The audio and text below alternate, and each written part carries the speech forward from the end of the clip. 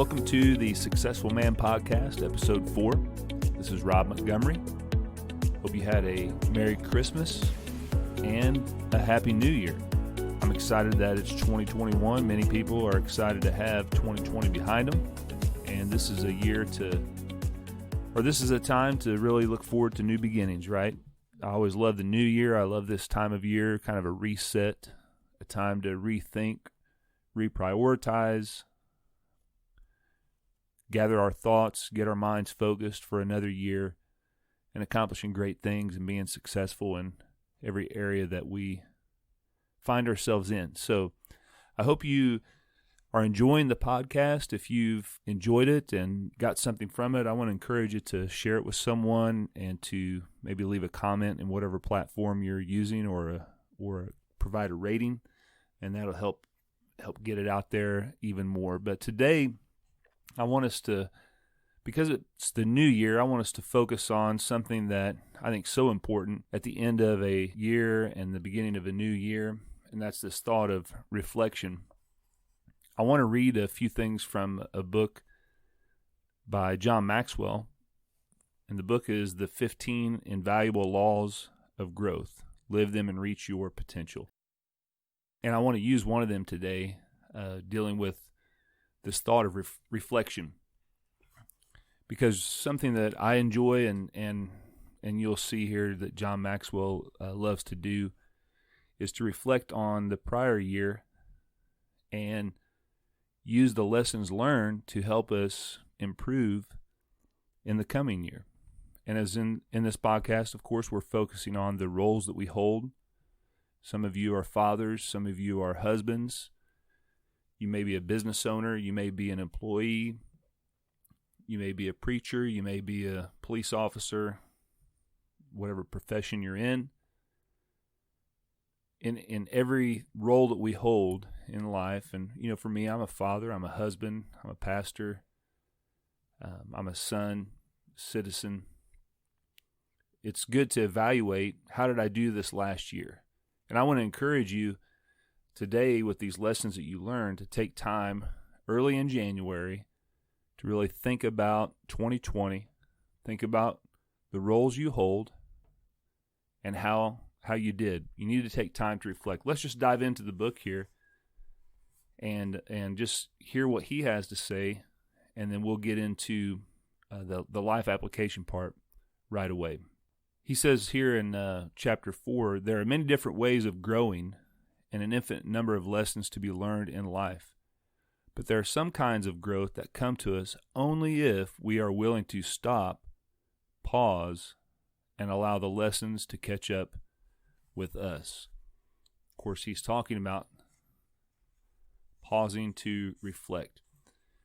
And he says, learning to pause allows growth to catch up with you. That's the law of reflection. Here are my observations concerning the power of the pause and how reflection can help you grow. Number 1, reflection turns experience into insight. Number 2, everyone needs a time and a place to pause. Number 3, pausing with intention expands and enriches thinking. And number 4, when you take time to pause, use your eyes. And he gives 4 words that begin with I for you to think about as you reflect. And remember, we're going to think about and reflect on every role that we hold. The thing I would love for you to do is get out a pen and paper, write down each of those roles, and you're going to use these eyes as you think about each of them. First is investigation. In other words, you're going to investigate your calendar as best you can, go back each month and look at where you focused your effort, where you focused your time, and what you did in each of those roles. The second I is incubation. In other words, and he equates the mind and meditating and thinking as a slow cooker. Let those thoughts incubate. And really, I personally like to do this in a time of prayer, asking God to show me how did I do? How did I do in these areas? Is he pleased with me? Where can I improve? And as you do that, an interesting thing happens. That's the next I, illumination. In other words, you'll have what he calls an aha moment, something that you get insight on, or you realize you need to fix, you need to change, you need to work on, you need to improve. And then the last I is illustration. Once you've reflected on each role, once you've thought about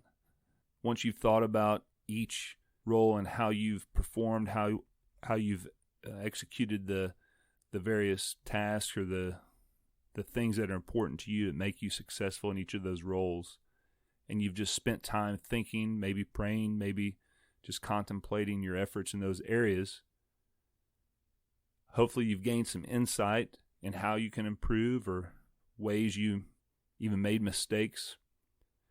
The last step is really to write it down. Write out those steps, write out those thoughts on paper. I want to keep going here with this book because this is so important here. In chapter 7, he says, what is your favorite time of year? Is it Christmas? Is it when you celebrate your birthday, or when flowers bloom in the spring, or your summer vacation, or when the children go back to school, or the beginning of football season, or when the leaves change? When is it? I can tell you mine. It's the week after Christmas. The next section's titled Glancing Backward, Planning Forward. He says, on Christmas Day in the afternoon, after the grandchildren have finished opening all their presents and all the hoopla has died down, I can hardly contain myself because I know it's time for one of the things I love most every year. I steal off to my study while everyone else is watching television or napping. There on my desk waiting for me is my appointment calendar from the preceding year and a yellow legal pad. Starting that afternoon and continuing that week up until New Year's Eve, I spend time reviewing my calendar. I review every appointment, meeting, commitment, and activity, hour by hour, from the previous 359 days, and I evaluate each of them. I look carefully at my speaking engagements and consider what I should do more of and what I should do less of and what I should eliminate together or altogether. I look at the growth opportunities I pursued and judge which gave a high return and which didn't. I look at all the meetings and appointments I had and determine which ones I should do more of and which I should eliminate. I consider how much time I spent doing things that I should have delegated to someone else. I evaluate whether I spent enough time with my family. I also make a list of all the things Margaret and I did together that year, and I take her out to dinner one night so we can reminisce and enjoy them once again. I try to account for every waking hour I had the previous year. And what's the value of that? It helps me to develop strategies for the coming year. Because I do this every year and have for decades, I become more focused, strategic, and effective every year. Even if I have a difficult time or relatively unproductive year compared to what I desired, it's never a loss because I learn from it and improve upon it in the coming year. When I first read this, I thought, wow, this guy is super detailed. And I think it was maybe 5 or 6 years ago that the first time I actually saw that he spends, a week or so after Christmas to really dig into his calendar. For me, the hard part is even keeping a detailed calendar. Of course, when you have a secretary and you have someone that helps manage your life at the level he's at, it's easy to delegate those responsibilities. But when you're in charge of your own calendar, and if you're not one that likes routine, I don't mind routines, but it's a tough habit to develop to document everything on a daily basis in order to have that at the end of the year to reflect on it. But at a minimum, what I tried to do was have an actual paper calendar that I keep with me. If you ever see me, you'll see I have a 3-ring binder with me. I have every month in there, loose leaf, 3-hole punched papers. I actually print out calendars on timeanddate.com. And that's where I record everything that happens on a month-to-month basis and try to take notes daily on what goes on. And when I first started implementing this in my life, it felt a little overwhelming because it's tough to it's tough to account for every waking moment like he does to the level of detail. But at a minimum, what it did do was it helped me see where did I put in effort? Where did I give focus that year? Is there an area I need to improve on? And so I want to encourage you this year for 2021, if you are not a calendar person, even if you use it in your phone, and I'm still learning the best way to use technology. I'm kind of old school and like paper and pen. I want to encourage you to get a calendar for this year, something that has months, something that has weeks, and even daily, so that you can reflect every day and maybe keep track of how you're spending your time. If you're working a job 9 to 5, that's in there, but take a note if you spend time and do something special with your kids, or if you do something with your wife this year, or if there's something you're going above and beyond, do your best to document that this year. I want you to be able to, at the end of next year, or at the end of this year, to reflect on all that you've accomplished in these roles that you hold. And as well, even if you don't have a calendar, or even if you didn't document in 2020 the things that you did, I want to encourage you to take time. Take 30 minutes, take an hour, take half a day, and get alone in prayer with a piece of paper and a pen, and walk through each month. Did you just live your normal life and then every night watch TV and play on your phone and play some video games? Did you do something special? Was there a memory? Was there something? What stands out to you? What do you remember the most? And go month by month. And I think you'll find that the things you remember are a lot of times special memories that you created or were created based on events in your life. And I think that'll show you the importance of our time this year. That we've all been given a certain amount of time, and it's up to us how we use it.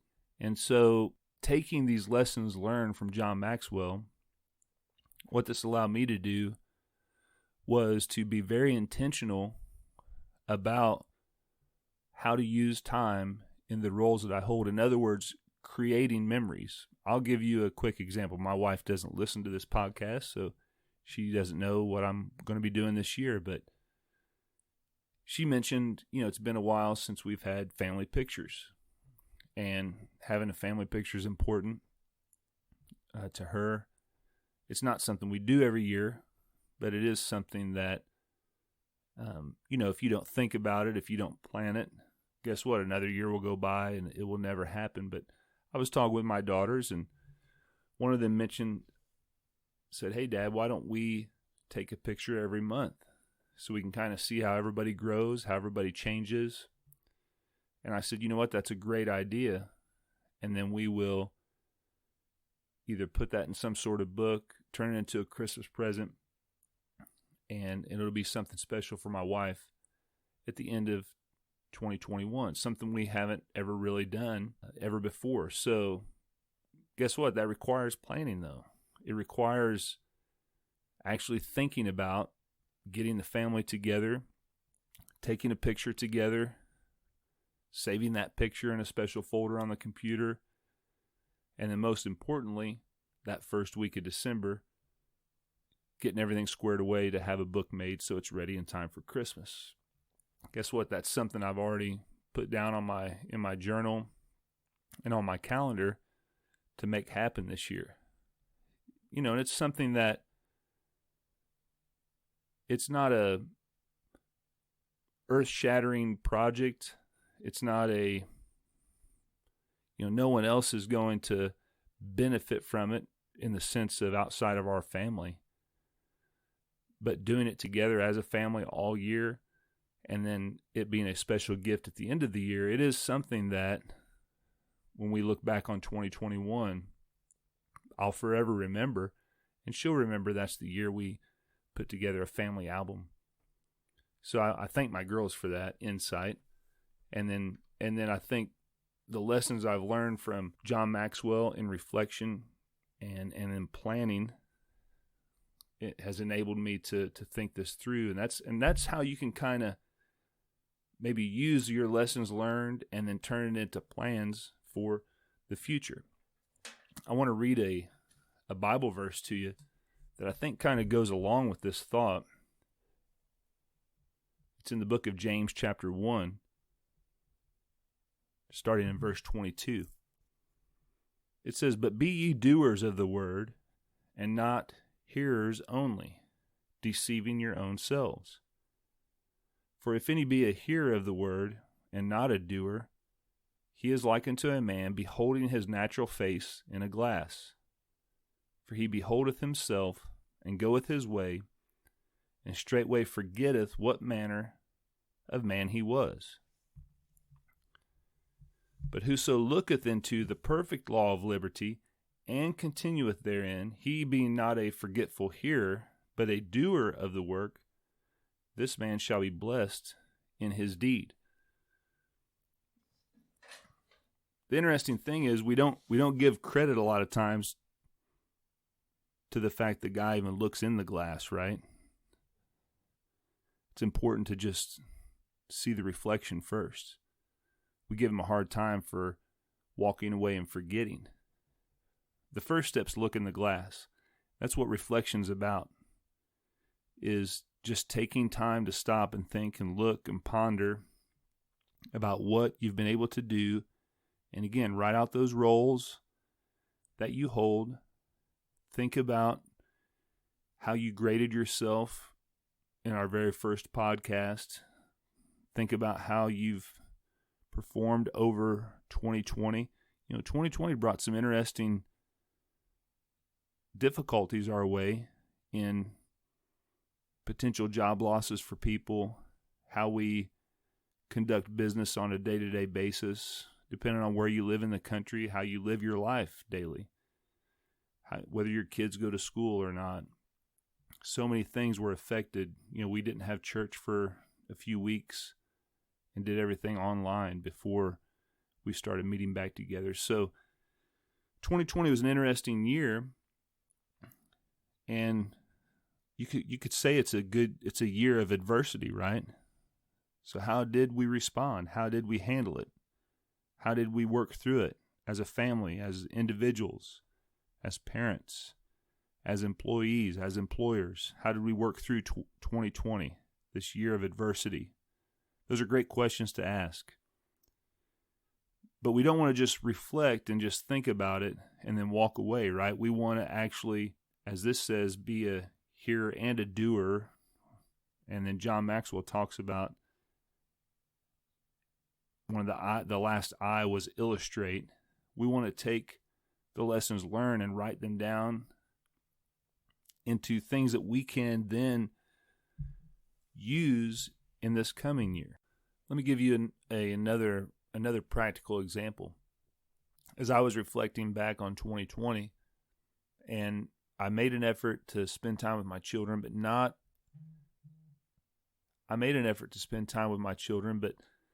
not in some ways that I feel like I need to, as I have twin daughters that are about to be drivers here soon. But they have, 2 years from graduating high school, and time is flying by. And so thinking back on 2020, while we did spend time together, something I evaluated myself as a father and realized I need to give more individual attention to them. Because listen, it's tough when you're raising 4 kids to give individual attention. It requires time that sometimes you don't have. However, I want to do my best in 2021 to schedule that individual attention time, whether it means taking them out to McDonald's for a Sunday, or just going through the drive-thru and sitting in the car and talking for a little bit, or just going for a drive or going for a walk. Those are things that I can be thinking about, I can be planning and preparing for on a month-to-month or week-to-week basis going into this new year. And that those thoughts came to me simply by sitting down, looking back at 2020, letting as I was investigating my role as a father, letting the thoughts incubate in my mind in prayer as well. I just felt an overwhelming urge to spend individual time with my daughters. And I thank God for that. And I guarantee if you will do that, if you will sit down with each of those roles and just ponder each thought or ponder each role, spend time thinking, just let, whether the thoughts are bad or good, negative or positive, the key is it's learning that's happening. And you will get better. You will improve. I want to finish up by reading just a little bit more from this book. He says, most people allow their lives simply to happen to them. They float along, they wait, they react. And by the time a large portion of their life is behind them, they realize they should have been more proactive and strategic. I hope that hasn't been true for you. If it has, then I want to encourage you to develop a stronger sense of urgency and a pro-strategic mindset. As you plan and develop strategies for your life and growth, I want to share with you some of the things I've learned that have helped me in the process. And he gives a few lessons here that are important, and I think I'll go over those just real quickly. The first one is life is very simple, but keeping it that way is very difficult. As your family grows, as responsibilities grow, pressures grow, the decisions get bigger, life does become more complex. What he talks about in this section is that even though life is more complicated, we have to make effort to keep it simple. And it comes down to values, right? What's important to you. The second thing he says is designing your life is more important than designing your career. And if you're a 20-something, and I would even say a young 30s listener to this podcast, one of the things at the forefront of our mind as young men is what am I going to do in life? What am I going to be? How am I going to establish myself in my career? How am I going to provide for my family? A lot of us attach our feeling of success or our identity to what we are as far as our employment.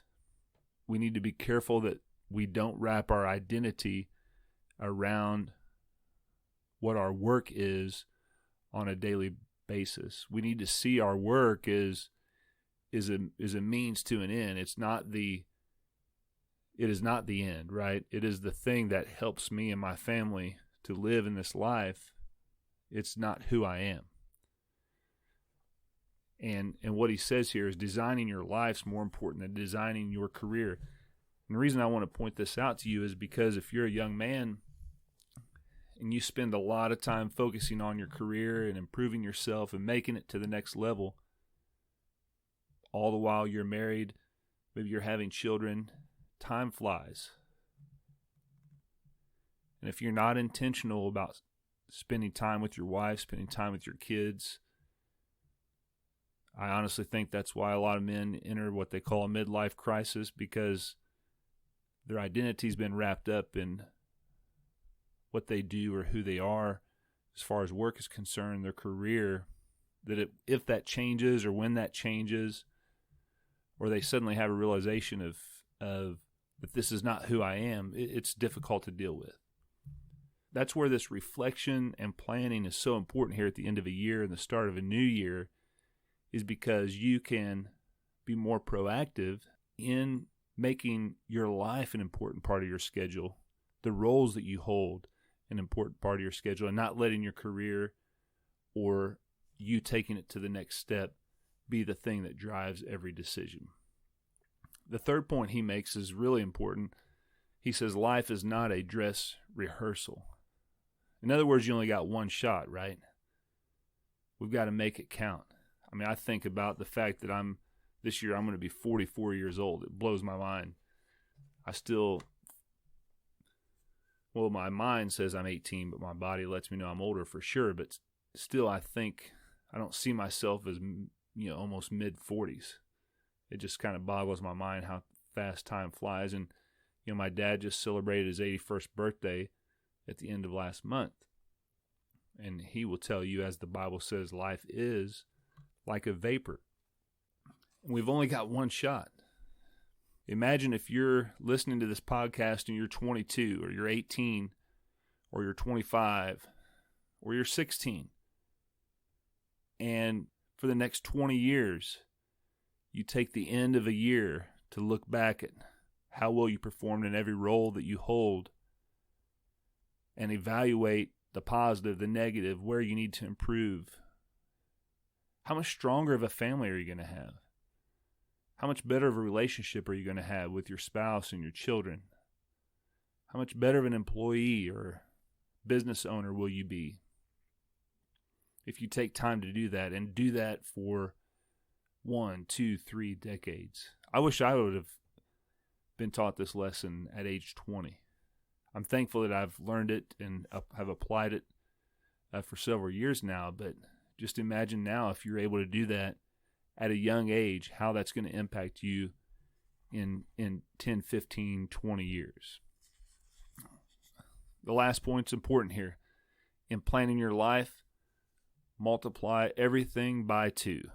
And I'll just read what he says. I've learned that the important things in life usually take longer than we expect and cost more than we anticipate.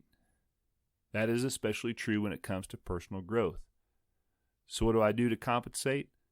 I multiply by 2. If I think something will take me an hour to do, I plan for double to stay out of trouble. If I think a project will take a week to accomplish, I allot 2. If I think a goal will require $1,000 to fund, I set aside $2,000.